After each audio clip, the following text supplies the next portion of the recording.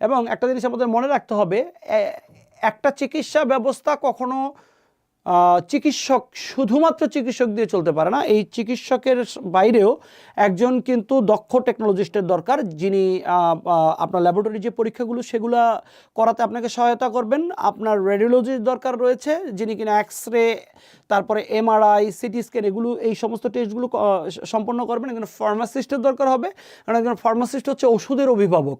তো ঔষধের অভিভাবক ছাড়া কিন্তু ওষুধ ডিসপেন্সিং এটা কিন্তু আইনত দণ্ডনীয়। তো একজন ফার্মাসিস্টের কাজ হচ্ছে ওষুধ প্রোডাকশন এবং ওষুধ ডিসপেন্সিং করা।